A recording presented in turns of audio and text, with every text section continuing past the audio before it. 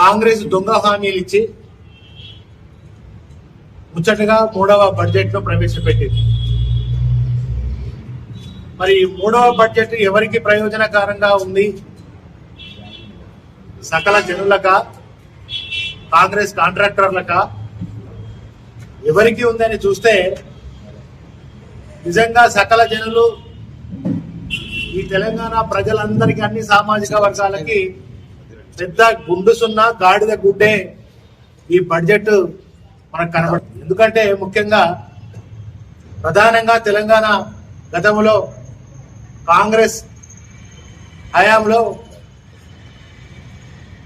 ఇక్కడ తాగుదామంటే నీళ్లు లేవు, సాగు చేసుకుందామంటే చుక్క నీరు లేకని పరిస్థితులలో తెలంగాణలో రైతుల ఆత్మహత్యలు ఉన్నటువంటి సందర్భాలలో ఆనాడు తెలంగాణ ఉద్యమం సాగించినటువంటి కేసీఆర్ గారు తెలంగాణ రాష్ట్రాన్ని తీసుకొచ్చి వచ్చిన తెలంగాణ ఒక దేశానికి రోల్ మోడల్ గా మరి నిలిపి ప్రతి బడ్జెట్ కూడా దేశంలో ఏ రాష్ట్రంలో లేనంత భారీ బడ్జెట్ అన్ని వర్గాలకు సకల జనాలను మెప్పించే విధంగా అన్ని వర్గాలు మరి ముందుకు తీసుకుపోయే విధంగా ఆనాడు కేసీఆర్ గారి బడ్జెట్ ఉంటే ఇవాళ ఆనాడు కేసీఆర్ గారు వ్యవసాయ రంగానికి చాలా పెద్దపీట వేసి చేస్తే ఈనాడు మరి ఇదే వ్యవసాయ రంగానికి 26-27 బడ్జెట్ లో 23,179 కోట్లు మాత్రమే ఇచ్చారు వ్యవసాయ రంగానికి. ఆనాడు కేసీఆర్ గారు పెద్దపీట వేసి రైతులు రాజును చేయాలనే లక్ష్యంతో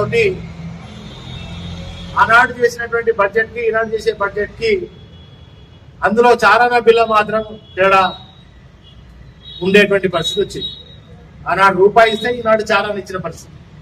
మరి ఈ బడ్జెట్ ఈయన ప్రవేశపెట్టిన బడ్జెట్ లో ఇది రెండు పంటలకు ఆయన చెప్పిన రైతు భరోసా కూడా సరిపోవు.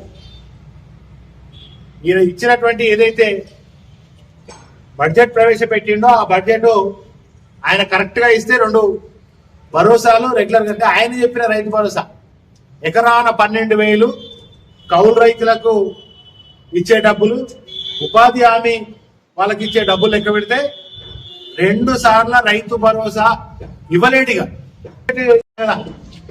అంటే వ్యవసాయానికి ఇస్తే ట్రాక్టర్లు ఉంటాయి, పనిముట్లు ఉంటాయి, యంత్రాలు ఉంటాయి. వ్యవసాయంలో అనేక విధాలుగా వ్యవసాయ రంగం అనేది చాలా పెద్ద రంగం. దానికి పెద్దపీట వేయాల్సినటువంటి అది చాలా విపరీతమైనటువంటి రైతులకు ఆ రకంగా అన్యాయం చేసింది. ముందు మనం అన్ని రంగాలు చూద్దాం. మరి వీళ్ళు అప్పుడు చెప్పినటువంటి ఏంటంటే 100 రోజులలో 6 గ్యారెంటీలు అమలు చేస్తాం, 100 రోజులలో 6 గ్యారెంటీలు అమలు చేస్తాం. ఆ 6 గ్యారెంటీలను చట్టబద్ధత తీసుకొచ్చే విధంగా తొలి సంతకం పెడతానన్నాడు. 100 రోజులలో 6 గ్యారెంటీలు అమలు చేస్తాం. ఆ 6 గ్యారెంటీలను నేను ప్రమాణ స్వీకారం చేసినాక తొలి సంతకం 6 గ్యారెంటీల పైన పెడతా, దీన్ని చట్టబద్ధత తీసుకొస్తాని ఇదే రేవంత్ రెడ్డి గారు తెలంగాణ యావత్ ప్రజానికాన్ని ఆనాడు మోసం చేసినట్టుగా మేము భావిస్తా ఉన్నాం. అంతేకాకుండా ఆనాడు తమిళసై గవర్నర్ గారు తమ గవర్నర్ ప్రసంగంలో నిండు సభలో వారు ఒకటి చెప్పారు, తమ ప్రభుత్వం 6 గ్యారెంటీలను చట్టబద్ధత చేసింది అని స్వయంగా గవర్నర్ తమిళసై గారే అసెంబ్లీ సాక్షిగా చెప్పినారు. మరి ఈ రోజు వరకు కూడా 6 గ్యారెంటీల మీద చట్టబద్ధత కాంగ్రెస్ ప్రభుత్వం చేసిందా అంటే చేయలే. చట్టబద్ధత చేయకపోవడమే కాకుండా ఏదో ఒక బస్సు తప్ప ఏది కూడా ఈ రాష్ట్రంలో పూర్తి స్థాయిలో వాళ్ళు చెప్పినది కాలేదు. మరి వచ్చే శుక్రవారం అసెంబ్లీ సమావేశాలు జరుగుతున్న నేపథ్యంలో వచ్చే శుక్రవారం నాడు గౌరవ హరీష్ రావు గారు, కేటీఆర్ గారు బీఆర్ఎస్ పార్టీ తరఫున ప్రైవేటు బిల్లును అసెంబ్లీలో ప్రవేశపెడతారు.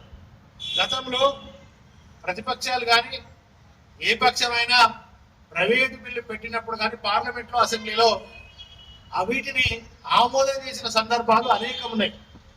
ఇవాళ ఇదే 6 గ్యారెంటీల